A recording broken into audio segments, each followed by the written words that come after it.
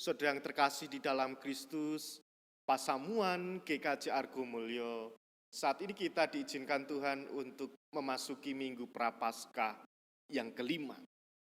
Oleh sebab itu, saat ini kita akan bersama-sama menerima sapaan Tuhan melalui firman-Nya, dan kita bersama-sama berdoa. Kami bersyukur ya Allah, untuk setiap kehidupan yang Kau berikan kepada kami.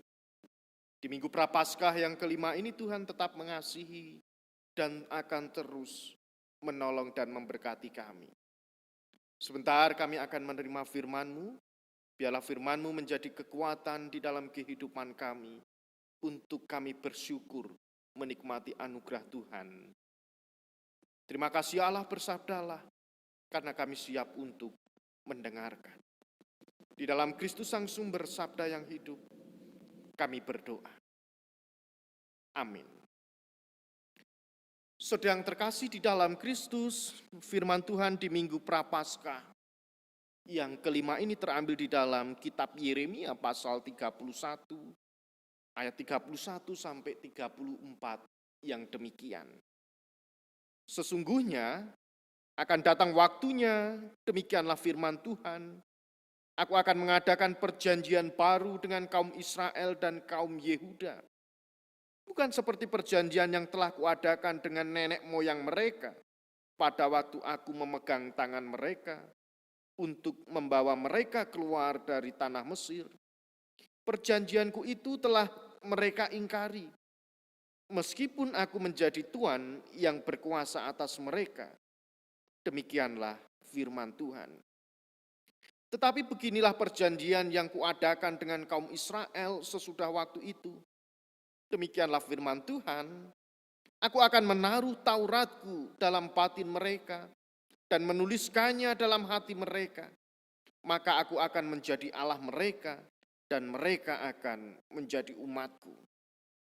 Dan tidak usah lagi orang mengajar sesamanya atau mengajar saudaranya dengan mengatakan, kenalah Tuhan, sebab mereka semua besar kecil akan mengenal aku.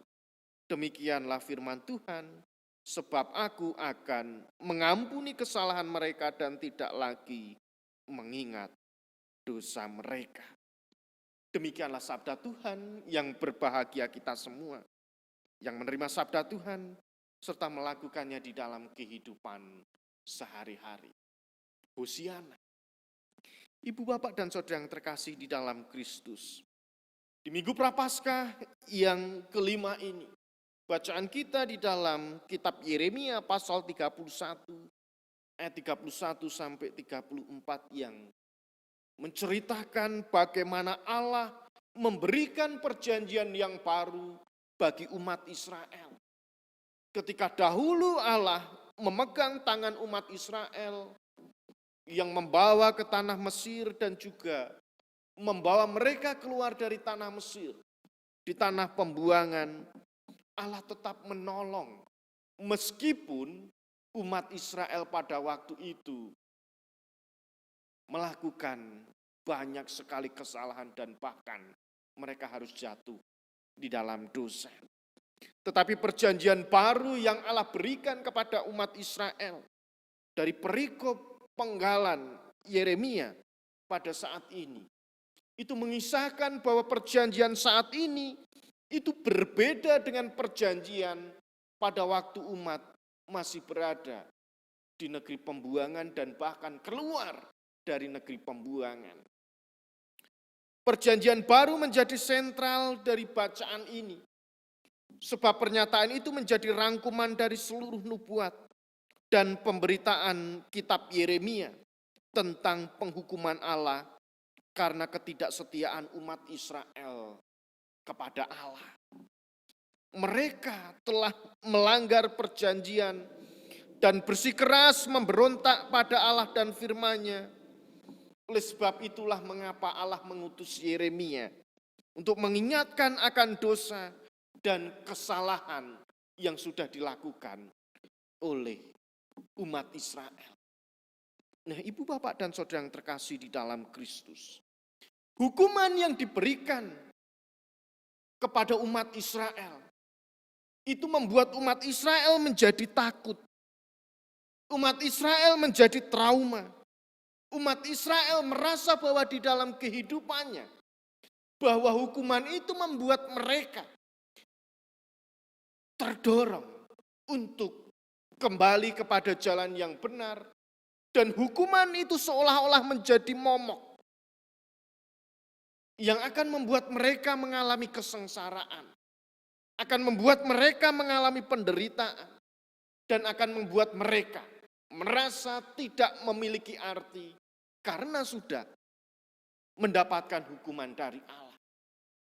Tetapi perikop Yeremia 31 ayat 31 sampai 34. Di situ perjanjian baru yang diberikan Allah kepada umat Israel membuat umat harus mengingat kembali bahwa kasih Allah itu melampaui penghukuman.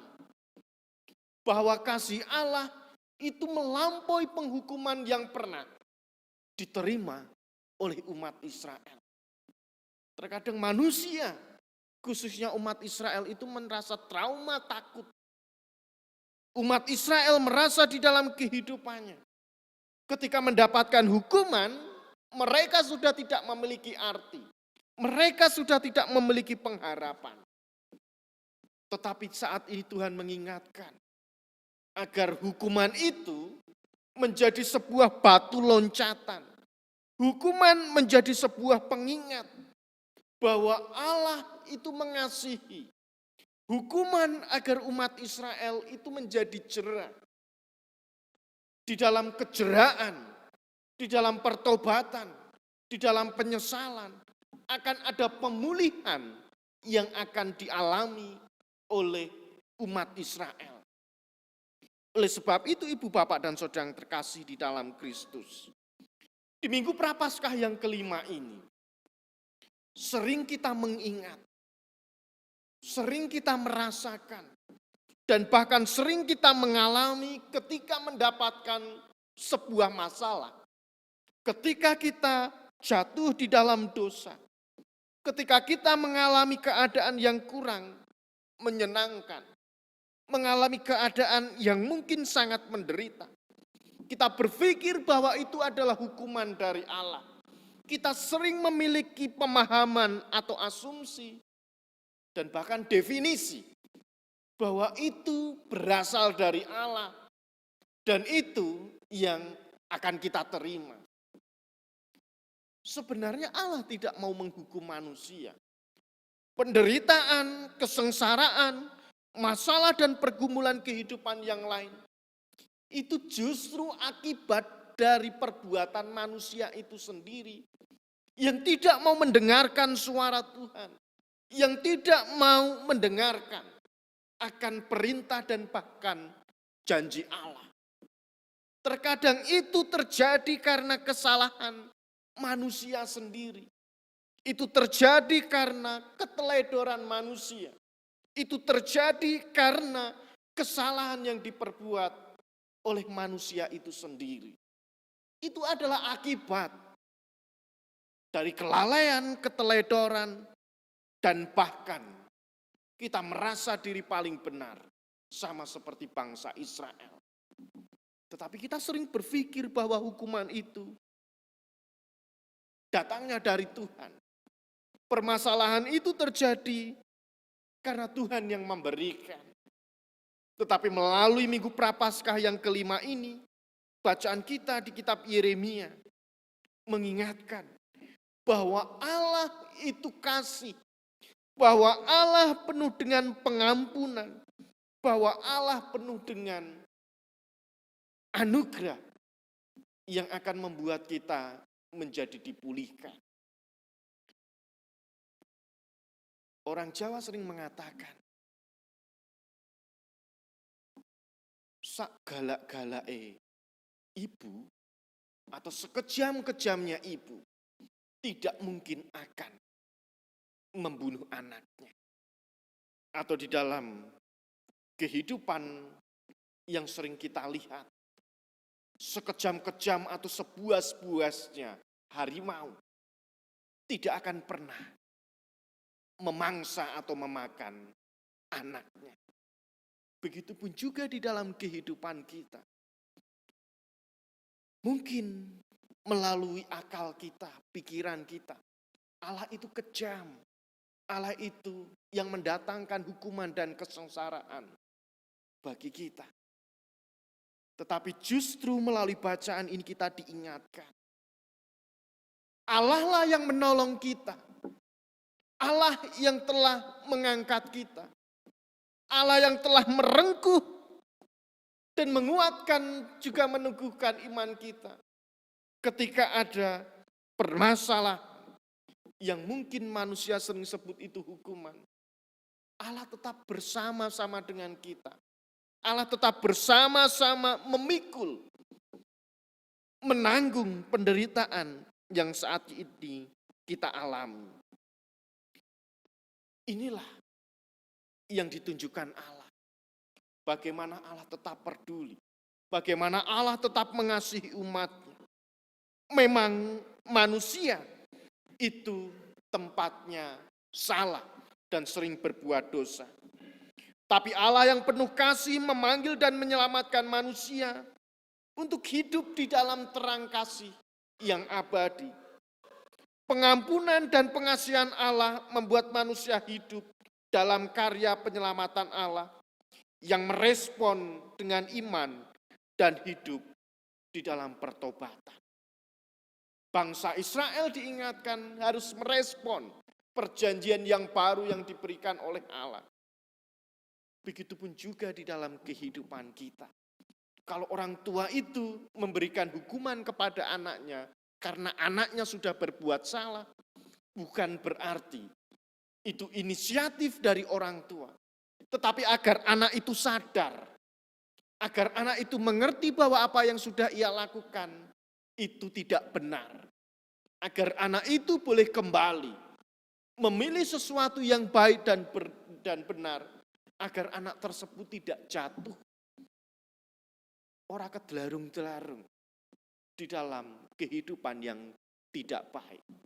Begitupun juga di dalam kehidupan kita. Kalau ada masalah, itu yang harusnya kita tanggapi, kita respon. Inilah yang ditunjukkan Allah di dalam kehidupan kita, agar kita tidak jatuh lebih dalam, tidak jatuh di lubang yang sama, tidak kedelarung-delarung, agar kita ini tetap dipulihkan dan diangkat untuk memperoleh kehidupan yang baru. Oleh sebab itu, ibu bapak dan saudara yang terkasih di dalam Kristus, kasih Allah melampaui penghukuman, bahwa Allah jauh lebih mengasihi kita dibandingkan pemahaman kita yang selalu mengasumsikan bahwa Allah itu menghukum. Tetapi justru melalui peristiwa-peristiwa, melalui kejadian-kejadian, melalui hal-hal yang baru, yang mungkin tidak menyenangkan di dalam kehidupan kita, itulah yang akan mendewasakan kita, yang akan menolong kita, agar kita tidak jatuh di dalam dosa, tetapi kita ini tetap dikasihi Tuhan, dan terus ditolong, dan dimuliakan Tuhan. Selamat memasuki Minggu Prapaskah yang kelima. Tetap jadikan sebuah masalah itu sebagai dasar untuk kita dewasa di dalam iman. Dan kita harus berpikir bahwa Allah tetap mengampuni dan mengasihi kita. Dan kasih-Nya tetap abadi untuk selamanya. Roh Kudus menolong dan menuntun kita. Amin.